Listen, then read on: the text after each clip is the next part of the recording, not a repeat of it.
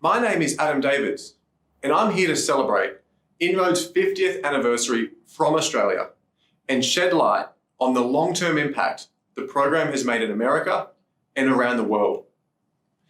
I'm a proud Aboriginal Australian, a descendant of the Wiradjuri people, Fulbright scholar, and Director of Learning at CareerTrackers, which is a non-profit that creates internships for Aboriginal university students in Australia, founded by an African-American man and INROADS alumni, Michael Combs.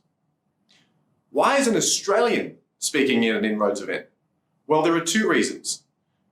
The impact of INROADS has transcended space, time, and cultures, and I'm going to share a first-hand testimony about how the internship model is benefiting Aboriginal people in Australia. I'm also here to showcase the research I conducted as a Fulbright scholar on the INROADS program in 2019, and the findings that lead me to believe that the program holds an important key to closing America's racial wealth gap. There is an abundance of evidence that shows how racial wealth inequality in America is getting worse. And unless we identify the programs that can demonstrate an ability to empower minority people to build intergenerational wealth and bring key sectors together to participate in these programs, we may be having the same conversations in 50 years from today. Minority people in America are not experiencing economic injustices alone. Aboriginal Australians face economic vulnerability that other Australians do not. Our public and private sectors struggle with diversity, and Aboriginal people have been subject to decades of failed government policy. Growing up as a young Aboriginal boy in Australia, I often wondered why we as Indigenous Australians resonate so strongly with the struggle of minority people in America. It wasn't until the very beginning of my Fulbright exchange, while I was sitting in the office of the Obama Foundation in Chicago, where I more deeply realized that our people share a particular bond because of two common features between our nations.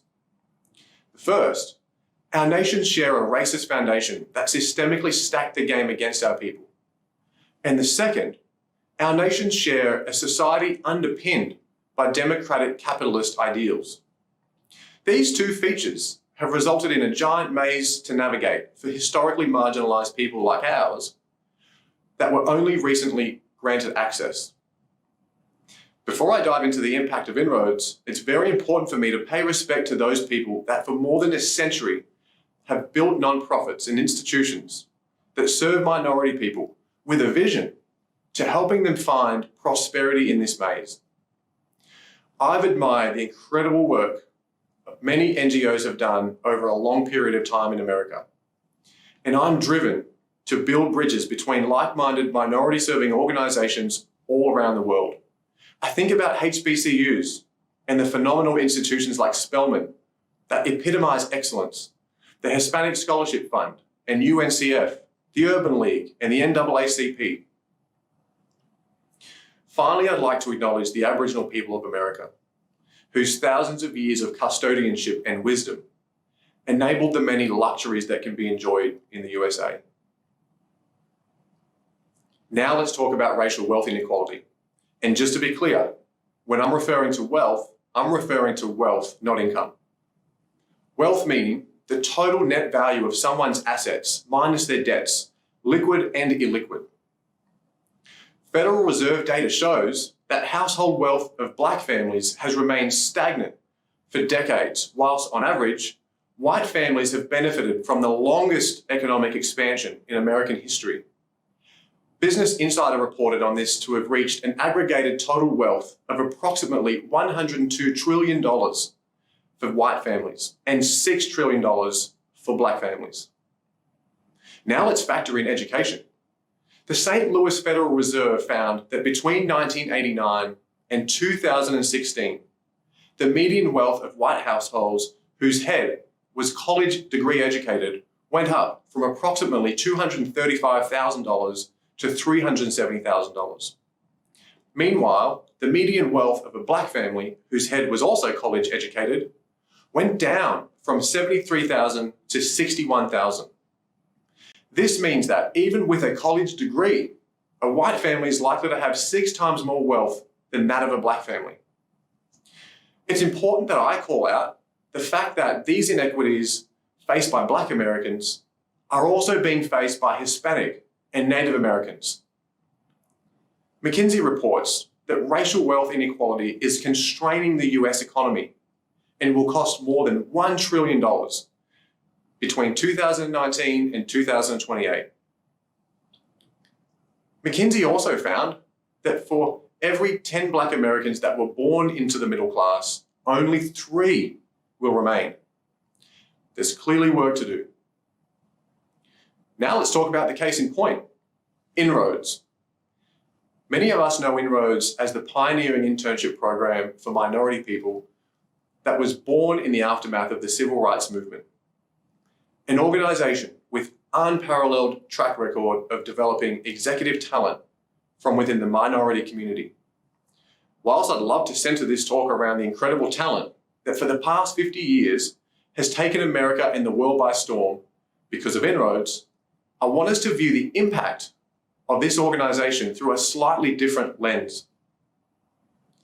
As an outsider to America, I've listened carefully to the words of the civil rights leaders and their calling for economic justice that is just as relevant today as it was in the 1960s.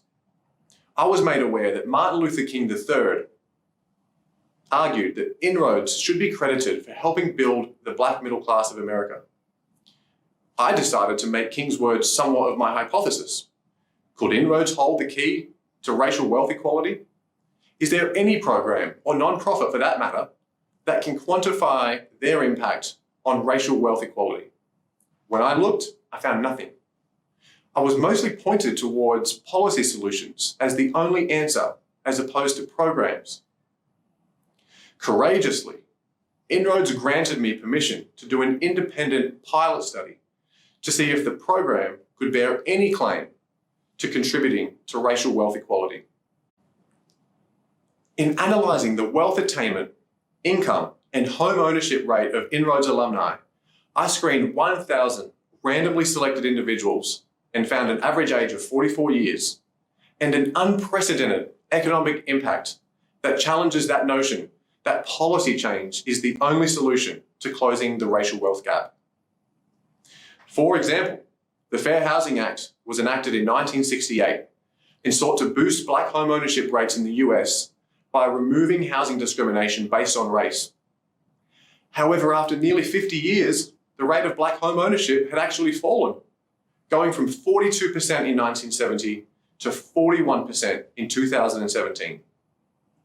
In my study, I found that 76% of INROADS alumni own at least one property, and therefore providing a platform for intergenerational wealth creation. I found that 47% attain wealth in the range of 100,000 to 500,000, and more than 40% attain wealth in the 500,000 to 5 million range. The rate of INROADS alumni wealth attainment in the 500,000 to 5 million range is in stark contrast to the 37% of white college-educated households and 10% of black college-educated households. The final piece of data that I found was that 57% of INROADS alumni have incomes in the range of $50,000 to $100,000, and 34% with incomes exceeding $100,000.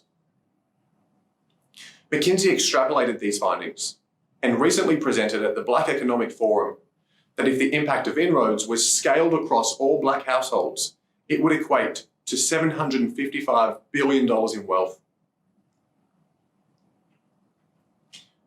Following these findings, I've come to believe that in order to cultivate intergenerational wealth creation for minority people, we have to invest in programs such as INROADS that not only creates access to opportunities, but also helps train and prepare people to take advantage of those opportunities.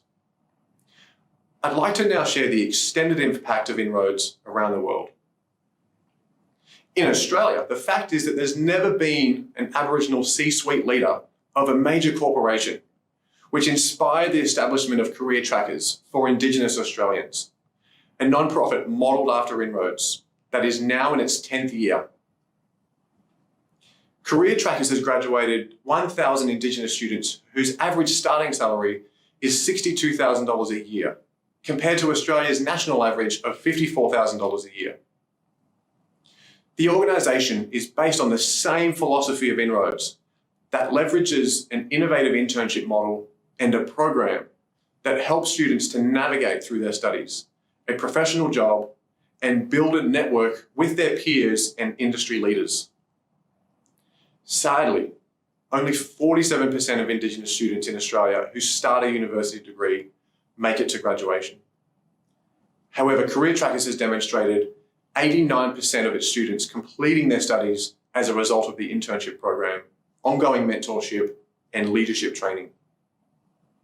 The early signs of CareerTrackers' impact in Australia were noticed by other marginalised communities and inspired the development of Tuputoa for Māori and Pacific Islander university students in New Zealand, Career Seekers for asylum seekers and refugees in Australia. In 2018, we were invited by the Prime Minister of Papua New Guinea to prepare the next generation of young leaders from remote communities across the island nation through the same innovative internship program in partnership with the business community. INROADS, Father Frank Carr, all of its current and former staff, employment partners, universities, parents, and alumni that have served the organisation are true pioneers. The model has truly proven to transcend space, time, and cultures. And we in Australia are grateful for what you have done for the past 50 years. I end my talk by saying that whilst the business demand for talent may fluctuate from time to time, the moral demand for economic justice remains a constant, which means that diversity professionals should expand their view towards minority talent beyond a recruitment effort, but also towards the advancement of families, communities, and the nation. Programs like INROADS aren't funded by taxpayers. Instead, they pay an incredible dividend to society through the success of their students. They give better odds to minorities in securing a sustainable job, a professional job, a good income, and opportunities to build intergenerational wealth. I encourage the INROADS community and other like-minded programs to deepen your search for impact and consider the role you play towards building intergenerational wealth. I look forward to seeing further analysis on INROADS alumni to include their families, descendants, and their combined wealth trajectory. I'm honoured that we at CareerTrackers get to be a partner in the legacy established by INROADS. Together we can find equity and equality. Thank you very much.